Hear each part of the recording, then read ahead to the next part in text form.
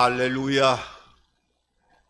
저는 오늘 본문 말씀을 근거로 해서 나에게 날개가 있다면 이런 제목을 가지고 잠시 한번 은혜를 나누겠습니다.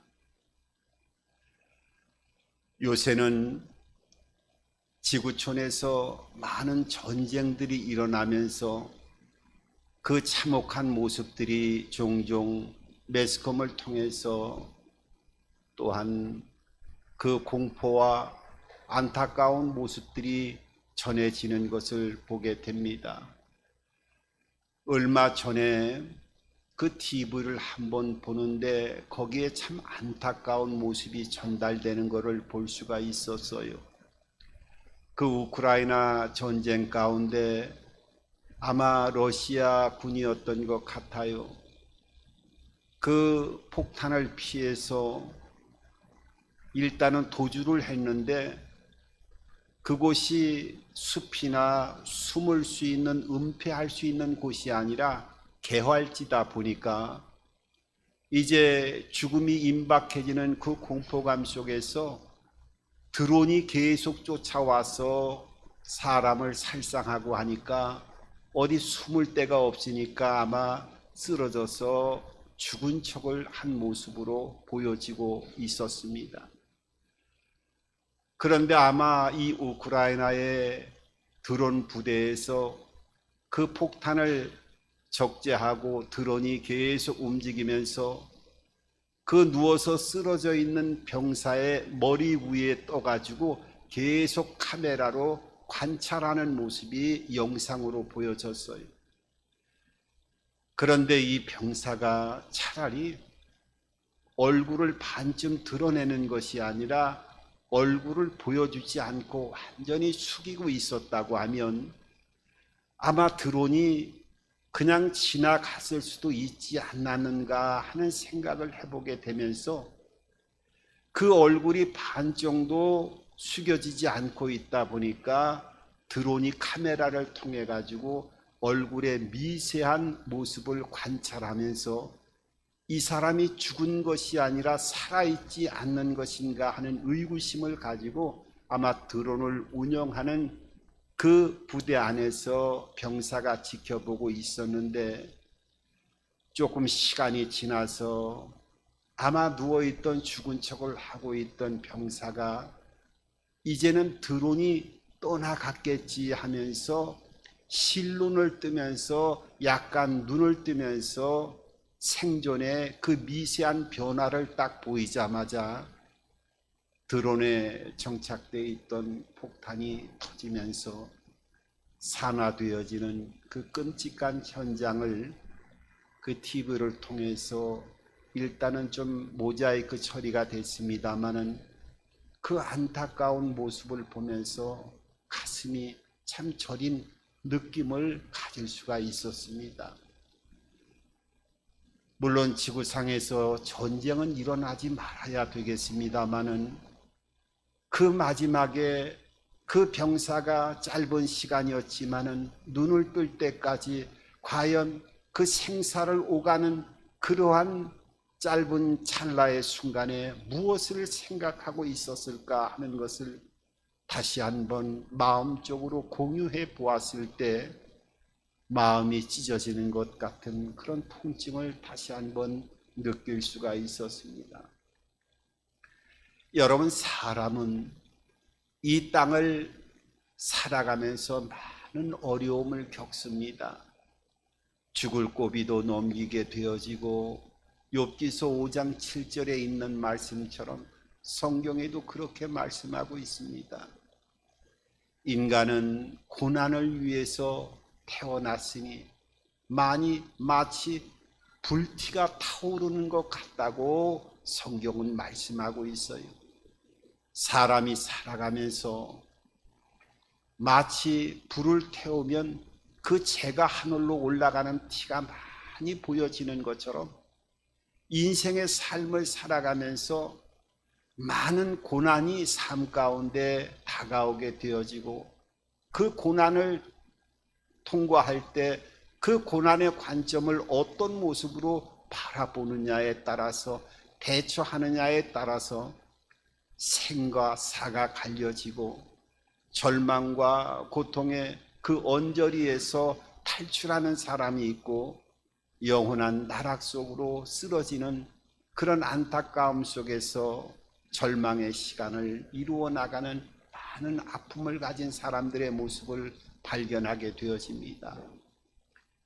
여러분, 오늘 이 시편 55편은 우리가 인생의 길을 걸어갈 때 여러 가지 어려운 문제가 만날 때 그 문제를 어떻게 바라봐야 되고 그 문제를 통해서 어떻게 탈출구로 나와야 될 것인가 하는 것을 다윗이라고 하는 사람이 인생에 있어서 산전수전을 겪으면서 하나님과의 관계에서 그 인생의 신앙의 고백을 이루어 나가는 모습이 오늘 시편 55편을 통해서 우리들에게 말씀해 주고 있습니다.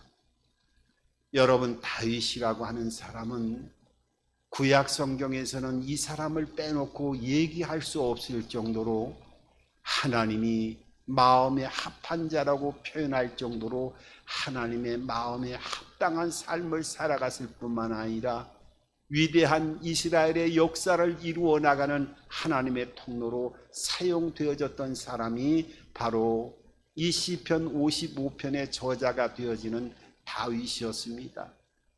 그러면 하나님이 마음에 합한 자라도 인정을 하고 하나님이 이만한 위대한 자가 없었다라고 인정하는 다윗의 삶이라고 하면 우리가 흔히 고난은 없어져야 되고 날마다 시온의 대로가 열려지는 복됨의 인생길을 살아가는 본이 되어지는 복의 통로로 누구나 다윗을 얘기할 때 하나님과 가까이 했고 하나님이 인정하는 사람이었다고 하면 그의 생애는 파란만장한 삶이 아니라 마치 꿈결을 걸어가는 것 같은 아름다운 복된 인생의 길이 펼쳐져야 됨에도 불구하고 그 다윗의 삶의 여정을 보게 되어지면 그야말로 절망과 고통의 시간을 끊임없이 통과하면서 몸부림치는 그 인생길의 모든 여정을 통해서 하나님의 은혜 안에 거하고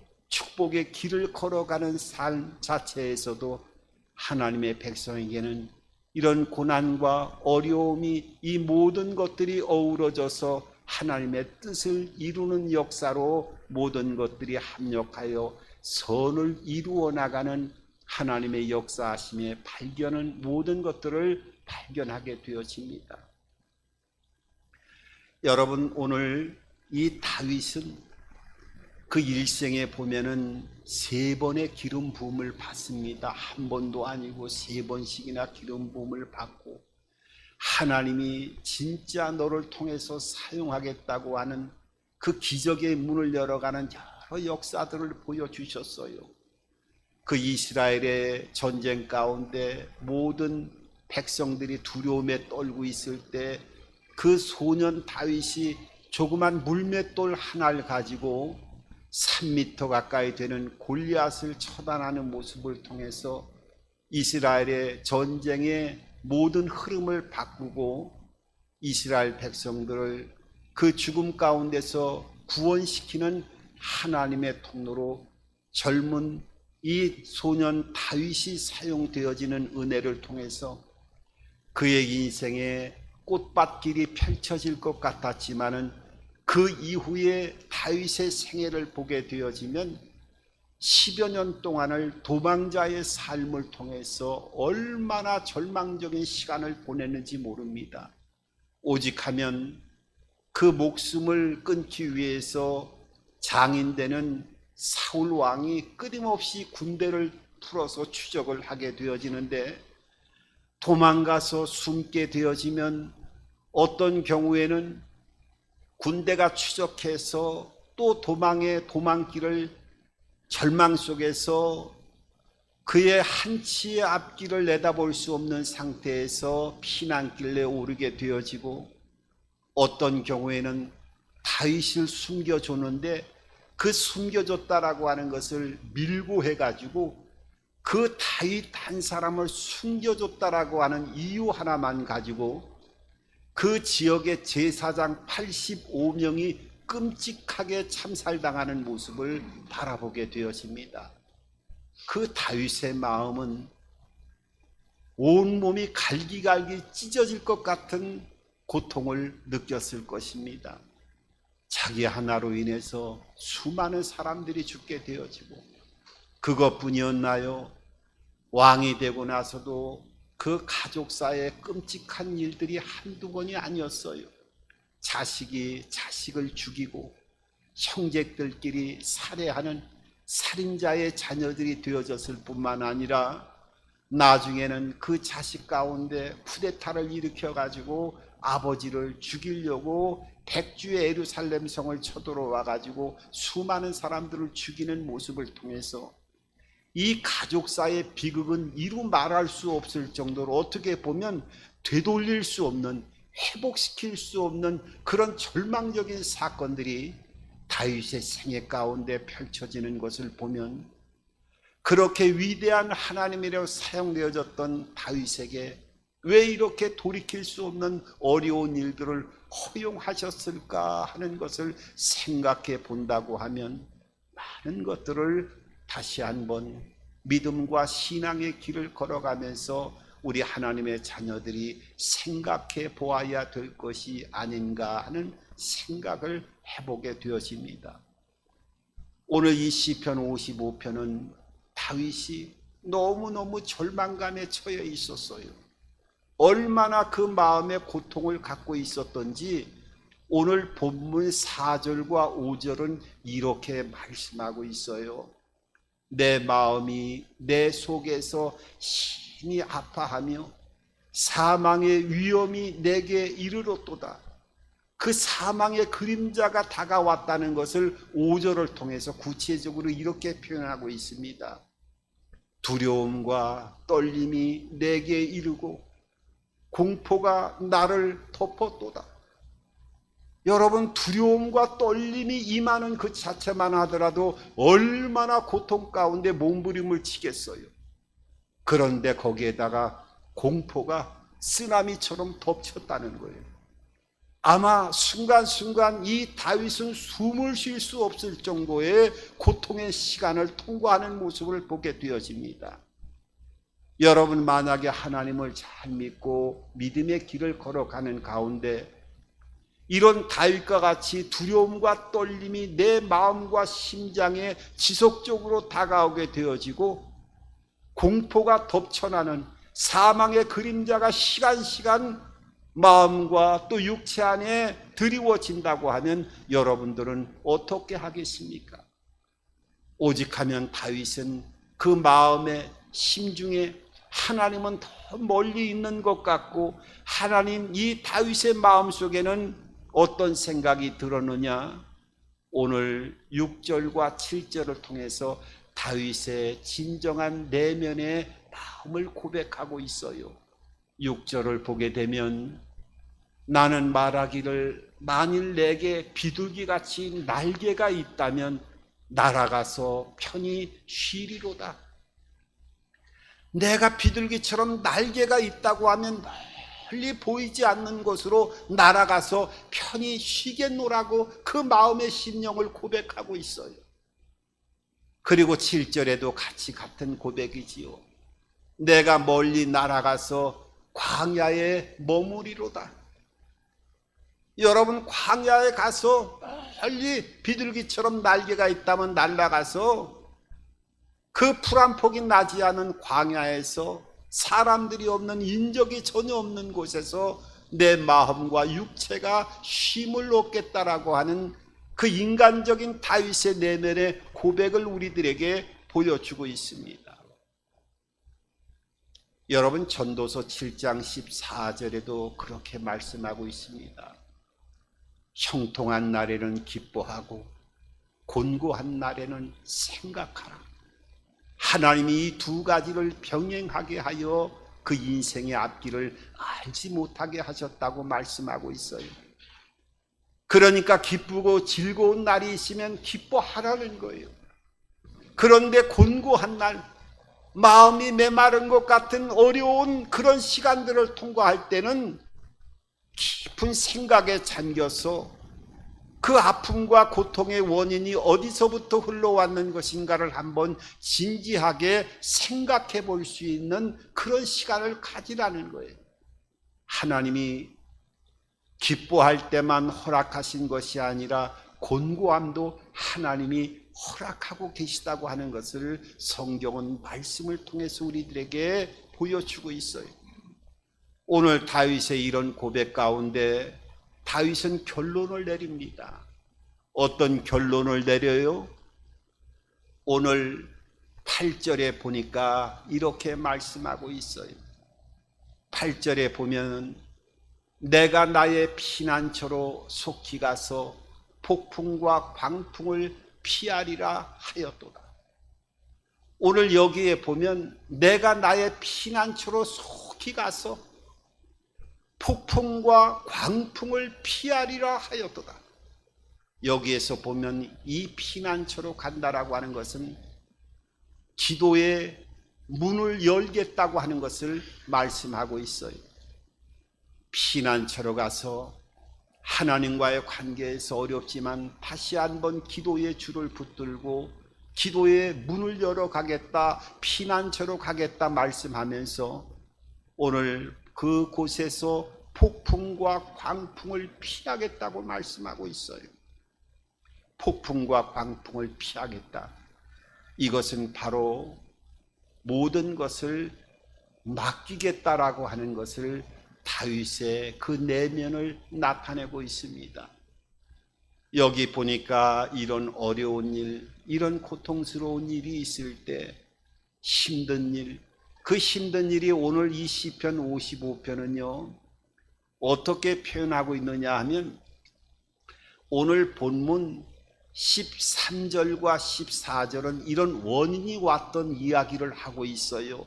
13절과 14절은 다윗의 이 고통이 먼 곳의 아픔으로 다가온 것이 아니라 가장 가까운 사람들이 그 다윗에게 고통을 주었다는 거예요. 오늘 13절 14절은 이렇게 말씀합니다. 그는 곧 너로다. 나의 동료, 나의 친구요, 나의 가까운 친구로다. 우리가 같이 재미있게 의논하며 무리와 함께하여 하나님의 집안에서 다녔도다. 오늘 다윗이 이런 고통과 절망으로 아픔으로 눈을 뜰 수가 없고 사망의 그림자가 왔던 것도 다른 곳에서 고통이 한 것이 아니라 가장 가까운 곳에서 고통으로 살 수가 없고 숨을 쉴 수가 없었다는 거예요. 우리가 삶을 살아가다 보면 어떻게 보면 큰 상처를 입는 것은 멀리에서 입는 것이 아니라 가장 가까운 곳에서 상처를 입을 때 그 상처가 회복되지 않는 큰 아픔으로 다가올 때가 있음을 발견하게 되어집니다. 이 시편 55편의 이 배경은요 어디에 있느냐 하면 사무엘하 15장의 배경을 하고 있는데 이 사무엘하 15장에는 어떤 내용이 있느냐 하면 압살론이라고 하는 아들이 반역을 일으키게 되어지는데 그 아히도벨이라고 하는 책사가 있었어요. 이 아히도벨이라고 하는 책사는 다윗과 함께 같이 늘 자랐고 다윗의 주변에서 늘 함께하고 도와줬던 그런 사람이었어요. 왕이 된 이후에도 왕의 책사가 되어서 다윗 옆에서 늘 숨결처럼 모든 일을 함께하면서 앞을 의논했던 사람이 아히도벨이라고 하는 책사였는데 이 책사가 어느 날 아들 압살롬에게 붙어가지고 압살롬에게 반역을 일으키게끔 합니다. 그래가지고 반역을 일으켜가지고 백주 데나리스의 예루살렘 성으로 쳐들어와가지고 이 아히도벨이라고 하는 다윗의 책사가 아들 압살롬에게 붙어가지고 얼마나 끔찍한 이야기를 얘기하는지 이제 이 예루살렘 성을 점령했으니까 어떻게 하든지 더 왕권을 강화하기 위해서는 아버지가 함께하던 후궁들을 다 첩으로 두고 이 후궁들을 다 범해야 됩니다. 왕의 그 아내로 만들어야 됩니다라고 하는 이런 끔찍한 책략을 얘기해서 그 반역을 일으켰던 압살롬이 백주의 예루살렘 성에 들어와 가지고 아버지의 후궁들을 범하는 이런 끔찍한 일들을 범하게 되어 가지고 더 이상 이스라엘 백성들이나 가족 사이에서 회복할 수 없는 이런 절망적인 상황에 이르게 되었습니다. 이럴 때 그 예루살렘을 도망갈 때 오죽하면 얼마나 급했던지 신발을 신지 못하고 눈물을 흘리면서 예루살렘을 피해서 산으로 올라갔다고 성경은 말씀하고 있어요. 참으로 가슴 아픈 얘기지요. 그럴 때 오늘 다윗은 두 가지의 모습을 분명하게 8절을 통해서 말씀한 것처럼 피난처로 속히 가겠다고 하는 것은 그 어려움에 많은 문제가 있어도 결론은 하나님과 기도의 끈을 붙들겠다고 말씀하고 있어요. 여러분, 마태복음 18장 18절 이하를 보게 되면 주는 그리스도요 살아계신 하나님의 아들임을 믿는 하나님의 자녀에게 예수님께서는 세 가지의 열쇠를 주십니다. 이 세 가지의 열쇠가 뭐냐 하면 첫 번째로 천국의 열쇠를 주겠다고 말씀하고 있고, 두 번째로 음부의 권세가 이기지 못하는 열쇠를 주겠다고 말씀하고 있고, 세 번째로는 기도를 통한 놀라운 비밀한 역사를 보여주겠다 말씀하시면서 너희가 땅에서 매이면 하늘에서도 매일 것이요 땅에서 풀리면 하늘에서도 풀릴 것이라고 하는 이 놀라운 기도의 비밀을 열쇠를 통해서 베드로에게 주시는 것을 보게 되었습니다. 여러분, 우리 하나님의 자녀들에게는 이 놀라운 기도의 비밀을 통해서 영적인 세계를 열어가고 그 능력과 권능을 이 땅으로 끌어당길 수 있는 놀라운 비밀을 우리들에게 주셨습니다. 그 새 중에 알버트 로스라고 하는 새가 있어요. 여러분 아는 사람도 있을지 모르겠습니다만은 이 알버트 로스라고 하는 새는 북태평양 연안에 살고 있는 새인데, 이 새는 조류학자들이 얘기하기를 지구상에 날 수 있는 가장 큰 새가 이 알버트 로스라고 하는 새라고 합니다. 날개를 피면은 3m에서 4m 정도가 되어지는데, 이 알버트 로스라고 하는 새는 하늘의 왕자라는 거예요.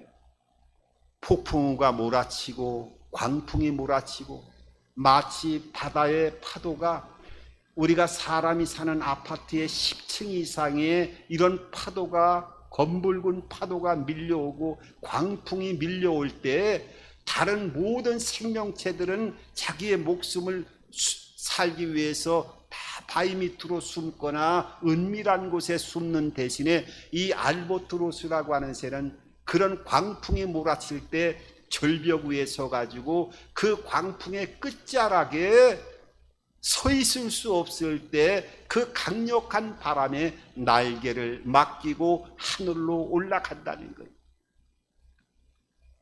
얼마나 멀리 날고 얼마나 높이 나는지 조류학자들이 얘기하기를 이 알보트로스라고 하는 새는 날개짓을 한 번도 안 하고 6일 동안을 날아다닐 수 있다는 거예요. 그리고 2달 안에 지구를 한 바퀴 돌 수 있다는 거예요. 그러니까 하늘에서는 제왕과 같은 새가 이 알보트로스인데 지상에만 돌아오면 맥을 추지 못한다는 거예요.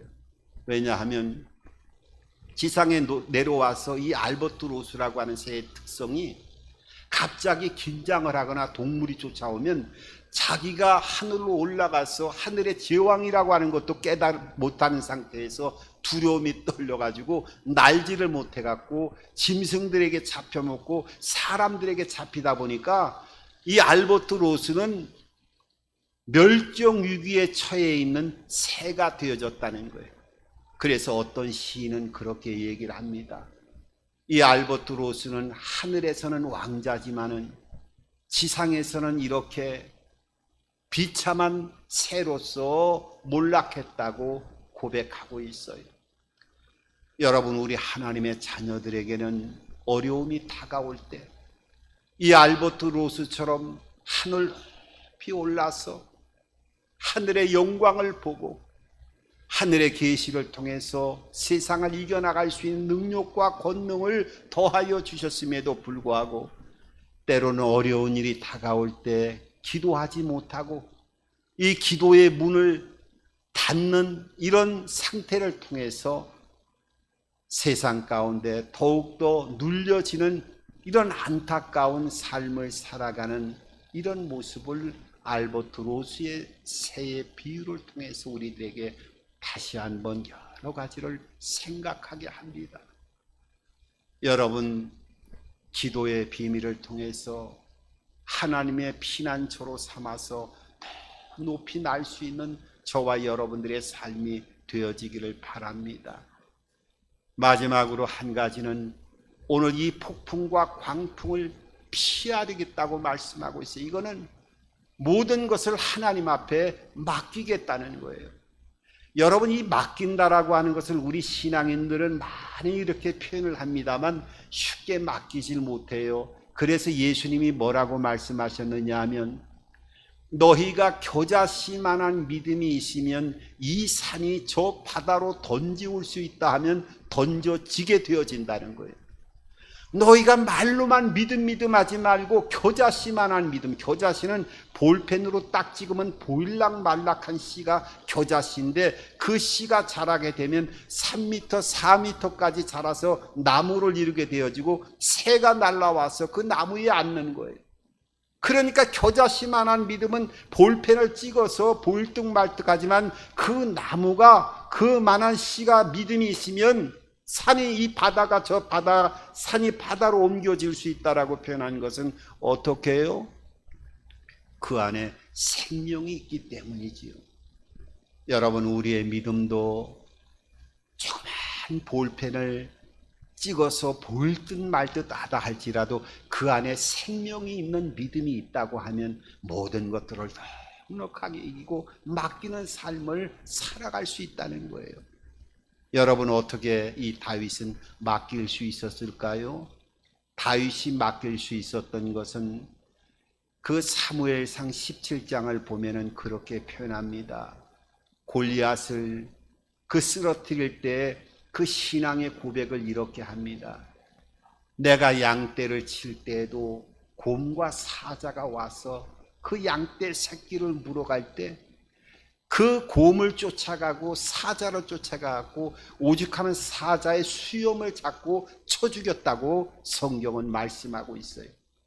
그때 내 힘이 아니라 하나님이 그렇게 역사하시고 은혜를 주었다라고 하는 그 겨자씨만한 살아있는 믿음의 흔적을 가지고 이 이후에 이 모든 고통을 이겨나갔다라고 하는 것을 우리들에게 보여주고 있습니다. 여러분, 오늘 본문은 아니지만은 조금 후에 보면 22절에 오늘 말씀을 한 절 읽고 마무리를 하도록 하겠습니다. 내 짐을 야훼께 맡기라. 그가 너를 붙드시고 의인의 요동함을 영원히 허락하지 아니하시리로다. 아멘.